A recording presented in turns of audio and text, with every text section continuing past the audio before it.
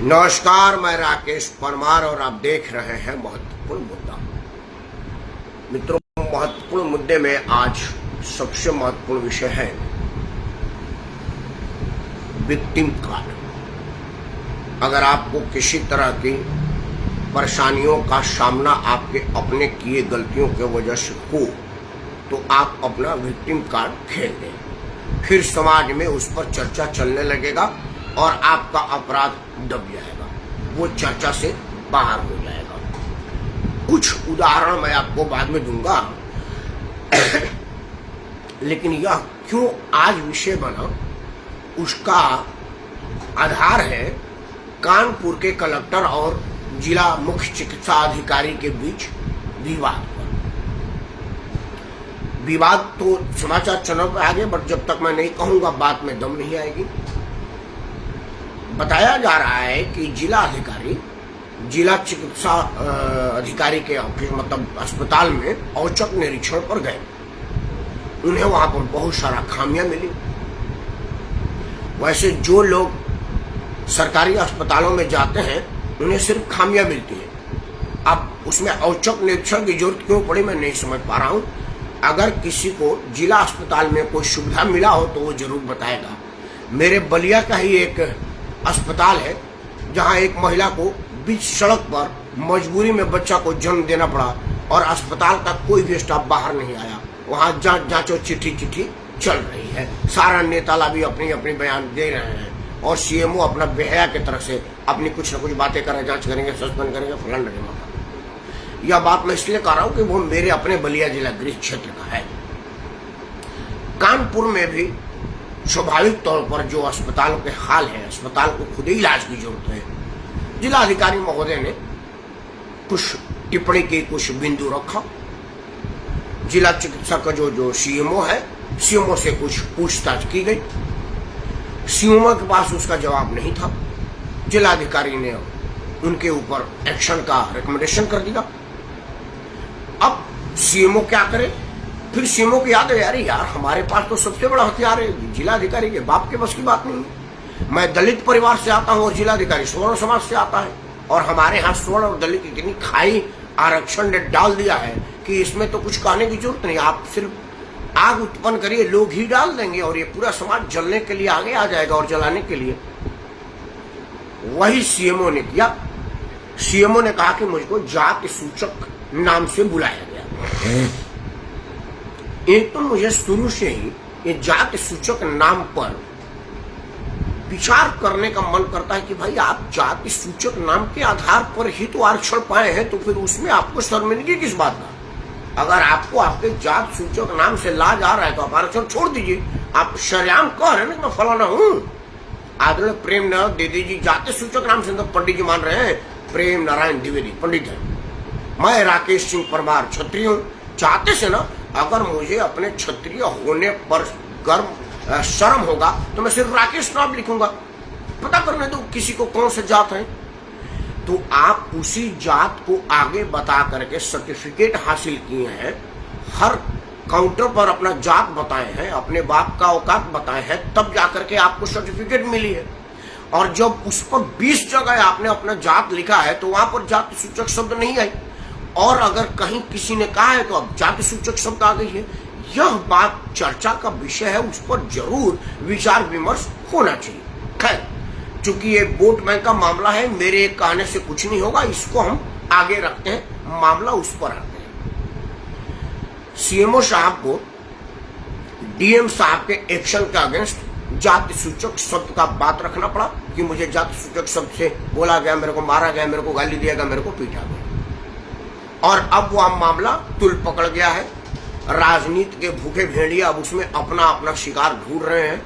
मुख्य विपक्षी दल अखिलेश यादव ने आके बोल दिया, उसके पार्टी के विभिन्न प्रवक्ताओं ने, कि उत्तर प्रदेश में ठाकुर राज चल रहा है और ठाकुर के बाद बाकी सब परेशान है। एक दलित भाई को परेशान कर दिया। मतलब वो जो डॉक्टर है उसने कितने लोगों को गाली दी होगी सरकारी अस्पताल के मुखिया होने के नाते, यह अब चर्चा नहीं है। उसके जाति सूचक शब्दों पर चर्चा हो गई है और अब उस पर लोगों को अलग अलग बयान जारी करना पड़ रहा है। इसको यही रोकते हैं और कुछ बलंडर बवालपूर्ण बातें आपको कहते हैं, आपको गुस्सा भी आएगा, हंसी भी आएगा। मुझे तो सिर्फ गुस्सा आया, क्योंकि ये हंसने वाला मामला नहीं है। आपको ध्यान होगा, भारतीय क्रिकेट टीम में सबसे कम उम्र में तब कप्तान का सेहरा बजा था मोहम्मद अजहरुद्दीन के नाम। अजहरुद्दीन नो डाउट कलाई का जादूगर माना जाता था। लास्ट में उसने लगातार शतक मारा था और अपने बल पर, अपने दम पर क्रिकेट में अपना ऊंचा मकाम बनाया था, क्योंकि वहां पर आरक्षण नहीं है, वहां पर कोटा सिस्टम है क्षेत्रवाद का। लेकिन आखिर मेलकम मार्शल, जोएल गार्नर और विवियन रिचर्ड्स जैसों के सामना तो अजहरुद्दीन नहीं किया होगा। इमरान खान, वसीम अकरम का तेज आग उगलते गेंद तो अजहरुद्दीन ने किया होगा। वहां पर तो आरक्षण कुछ है नहीं। कोटा से आप क्षेत्रीय कोटा के आधार पर चयन हो गया आपका, लेकिन खेलना तो आप ही को है, झेलना तो आप ही को है ना फास्ट और स्पिन गेंदों को। वो उसने बाखूबी खेला, उसमें कहीं कोई दो राय नहीं है। खेलते खेलते अजहरुद्दीन ने बहुत सारा खेल खेलना शुरू कर दिया। अपनी सीधी सादी बीवी को छोड़ करके तब की शानदार हीरोइन संगीता बिजलानी के साथ खेलना शुरू कर दिया। दुबई के सिखों के महफिलों को रंगीन करने लगा, महंगी महंगी तोहफा लेने लगा। अब आया चर्चा कि भाई दाऊद इब्राहिम ने उसको एक बड़ी महंगी तोहफा दी है और मैच फिक्सिंग का आदेश दिया है, उसके बदले उसको कुछ पैसा दिया है। मामला बड़ा तुल पकड़ा तो इस पर जांच बैठी, अजहरुद्दीन को बैन कर दिया गया। जब तक अजहरुद्दीन सबसे कम उम्र का कप्तान था तब तक वो मुसलमान नहीं था। देश का सितारा खिलाड़ी था, मुसलमान नहीं था। दुनिया भर की कंपनियों ने उसको अपना इंडोर्समेंट करने के लिए मुंह मांगा रकम दिया, तब तक वो मुसलमान नहीं था। अपने जमाने के टॉप हीरोइन संगीता बिजलानी उसके प्यार में पड़ी या उसको फंसाया, तब तक मुसलमान नहीं था। जैसे उसके साथ जांच आयोग आई, वो तुरंत मुसलमान हो गया और उसने बयान दिया कि यह इसलिए हो रहा है क्योंकि मैं अल्पसंख्यक समाज से आता हूं, मुसलमान के नाते मुझे पसंद किया जा रहा है।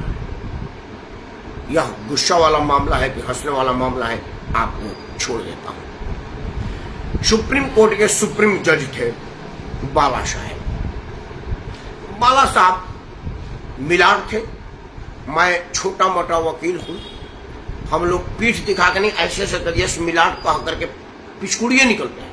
मतलब ऐसे पीठ करके आप जज साहब के साथ नहीं निकल सकते। अभी आपको पीछे पीछे निकलना होता है। जज आएंगे तो आपको खड़ा हो जाना होता है, आप छुप करके यस मिलाड कहना पड़ता है। वहां वो दलित नहीं थे। कितने क्षत्रिय, कितने ब्राह्मण, कितने दलित, कितने पिछड़े, कितने ओबीसी को यस मिलाड कहवाया होगा, कितने लोगों को डांटा होगा। You not allowed the argument, go on, otherwise I file against you.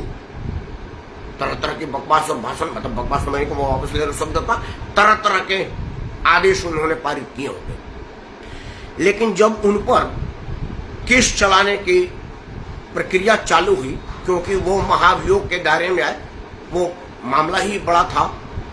जब उन्होंने देखा कि मैं बचने वाला नहीं हूं, तब वो प्रेस कॉन्फ्रेंस किए और कहे कि यह इसलिए हो रहा है क्योंकि मैं दलित हूं। जब तक वो जज थे उसी कोटे के आधार पर, तब तक उनका दलित होना शर्म की बात नहीं थी, सिंपैथी की बात नहीं थी।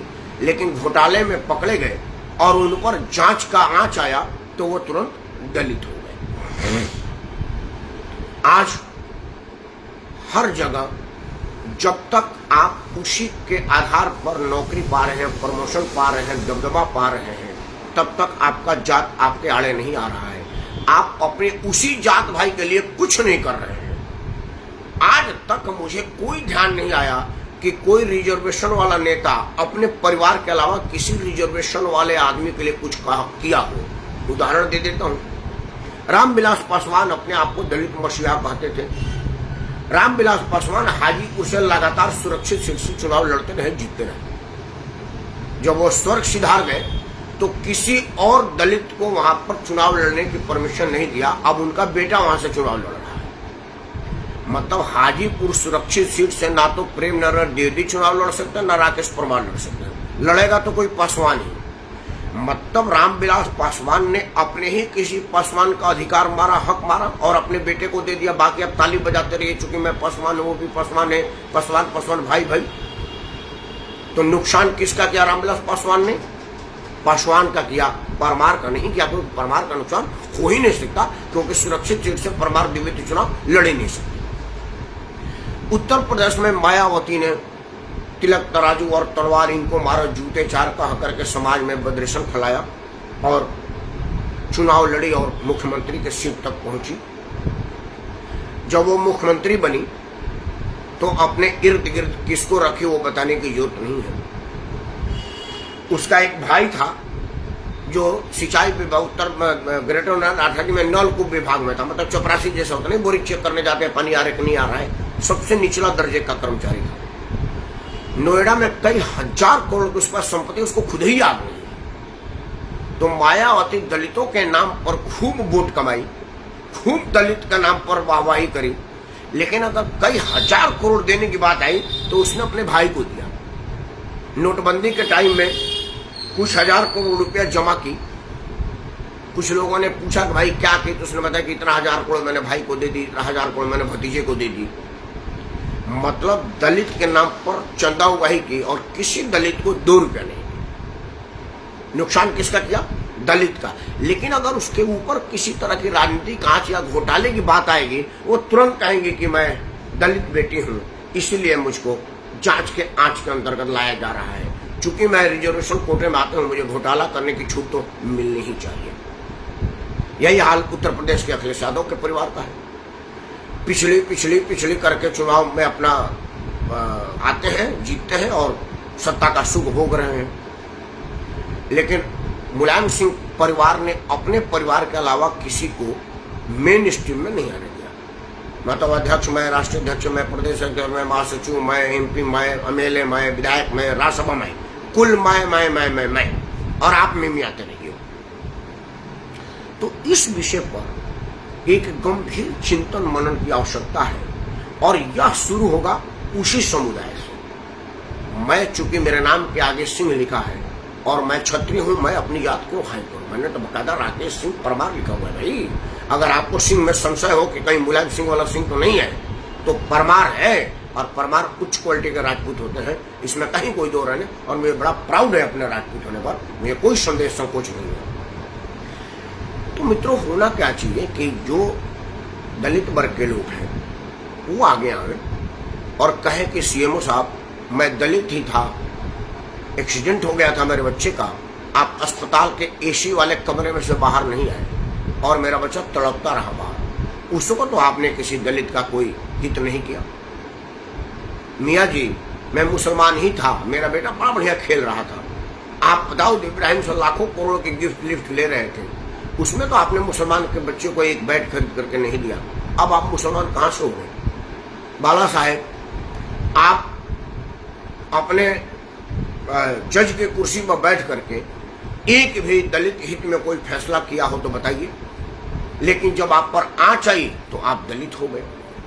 जब यह बात उन्हीं के वर्ग से आएगा तब जाकर के लोगों में जागरूकता उत्पन्न होगी। क्योंकि मेरे पर तो तुरंत लोग कहेंगे कि ये क्षत्रिय है और इसीलिए ये दलित विरोधी है, क्योंकि इसी के बाप दादा ने कथित तौर पर हमारे बाप दादाओं को परेशान किया है। तो लोग कहते हैं ना ठीक करो, राकेश परमार है भाई, क्षत्रिय है, तो ये इसी का परिवार के लोगों ने किया है। लेकिन जब प्रभावित लोग आगे आएंगे तो फिर ऐसे लोगों का मनोबल टूटेगा, क्योंकि जब ये माल बटोरने का टाइम आता है तो परिवार में बांटते हैं और सिंपैथी बटोरने की टाइम आती है तो जात में चले जाते हैं। यह नहीं चलेगा। कड़वा कड़वा थू और मीठा मीठा गप, यह नहीं होना चाहिए। और इस पर एक व्यापक चर्चा विमर्श और इनके विरुद्ध धरना प्रदर्शन बवाल और सवाल हो, तब जाकर के इनको प्रोत्साहन मिलना बंद होगा। क्योंकि अखिलेश यादव ने वोट बैंक के लालच में योगी से ना लड़ने की क्षमता को आगे रखते हुए कि भाई अब मैं तो योगी से मुकाबला कर ही नहीं सकता, क्योंकि योगी में कोई कमी नहीं दिख रही है, क्योंकि उनका प्रशासन निर्विवाद है, बेदाग है। वो ऐसा आदमी है जो न जात धर्म क्षेत्र समाज संप्रदाय नहीं देखता, उसका डंडा चलता है तो अपराध को देखता है, अपराध जात को नहीं देखता, धर्म को नहीं देखता। और यह बात उत्तर प्रदेश की समस्त जनता कह रही है। तो क्या करें? अब एक जाति वाला एंगल आ गया और स्पेशली उस डॉक्टर साहब से जरूर पूछना चाहिए कि आपके अस्पताल में सब कुछ ठीक था, आपके अस्पताल में कोई कमी थी, और कमी थी तो इसमें जात कहां से आया। और कलेक्टर साहब ने अगर आपको जाति सूचक शब्द कहा तो डॉक्टर से ऊंचे स्तर पर शर्मिंदगी किस बात का? क्योंकि मैं समझ रहा हूं कि संविधान बनाने वालों ने, इस एक्ट को लगाने वालों ने कुछ गरीब आदमी को ध्यान में रखते हुए जाति सूचक शब्द को रोक लगाया था। जो एक गरीब आदमी है, मजबूर आदमी है, जूता सीता है, भीख मांगता है, बड़ी दीनहीन स्थिति में है, तो उसको अपमानित करने के लिए लोग उसकी गरीबी को मजाक उड़ाने के लिए उसके जात के साथ ना जोड़ दे, तो शायद हमारे संविधान निर्माताओं को उस मेरे भाई का ख्याल होगा।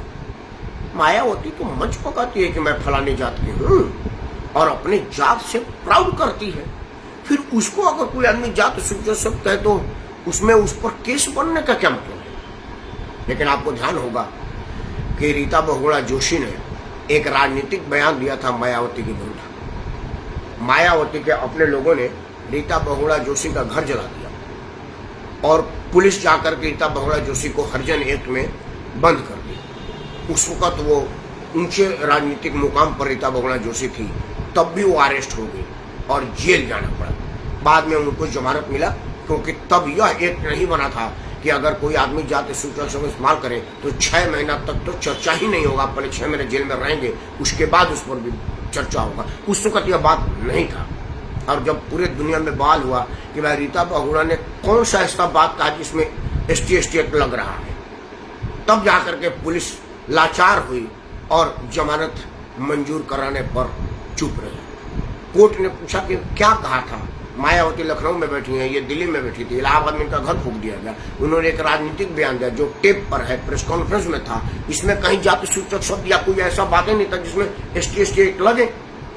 और जब पूरी धरना प्रदर्शन बवाल हुआ तब जाकर के, क्योंकि उसका तो कांग्रेस की नेत्री थी, बहुत बड़ी मजबूत शख्सियत थी, उनके मतलब हेमंती नंदन बहुगुणा का परिवार, विजय बहुगुणा खुद ही जज थे, ऐसा बड़ा आला परिवार को अगर जेल जाना पड़ जाए तो फिर इस पर तो विचार करना ही चाहिए।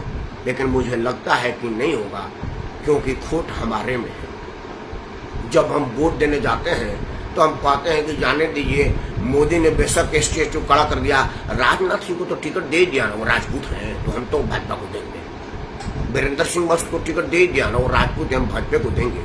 मुरली मनोहर जोशी तो पंडित है ना, तो हम पंडित है तो हम उन्हीं को देंगे। यही हम देख लेते हैं। और मेरा बड़ा मानना है कि मोदी तो बाद में स्वर्ण समाज का विरोधी है, सबसे बड़े शैतान, गद्दार और नालायक हमारे ये राजनाथ सिंह, मुरली मनोहर जोशी और ऐसे लोग हैं जो वहां पर नपुंसक की तरह से बैठे रहते हैं। जब SC ST की बात आती है कि और कड़ा कर दिया जाए, इतनी पूरी तरह से हमको मजबूर कर दिया जाए कि अगर कोई आदमी हमारा गाड़ी मांगने आता है कि गाड़ी मेरे को दो, मैं कहूँगा कि नहीं मुझे अस्पताल जाना है, बोला इसको पहले ST एक्ट लगाओ, और पुलिस कहेगी कि 6 महीना बंद करो, जमानत बाद में करेंगे। तो जब हमारा सिक्का खोटा है तो हम क्या करें। यह स्थिति और भी बदतर आने वाली है, लेकिन वो तो बाद में देखेंगे। फिलहाल यह देखें कि अगर आपके सामने किसी तरह की घोटाले फंसने की आशंका होती है तो आप जात धर्म का कार्ड क्यों खेलते हैं, या पहले क्यों नहीं खेलते जब अपने समुदाय को फायदा पहुंचाने की जरूरत होती है। चर्चा महत्वपूर्ण है, आप भी विचार करिएगा, मैं भी कर रहा हूँ, आप भी इसके साथ लेके मैं भी लग रहा हूँ, क्योंकि मैं जो मुद्दा उठाता हूँ उसको अंत तक पहुँचाता हूँ, बीच में नहीं छोड़ता, और मेरा स्वभाव है इसको अंत तक लेके जाऊँगा। इन्हीं शब्दों के साथ मैं राकेश कुमार आप सबको साधुवाद करता हूँ। जय हिंद, धन्यवाद और भारत माता की जय। भारतीय संविधान की क्या कहूँ, यह मैं आपको छोड़ता हूँ। जो संविधान हमको चुप रहने के पर मजबूर करती है और उनको कुछ भी करने की छूट देती है। विचार इस पर भी है। धन्यवाद।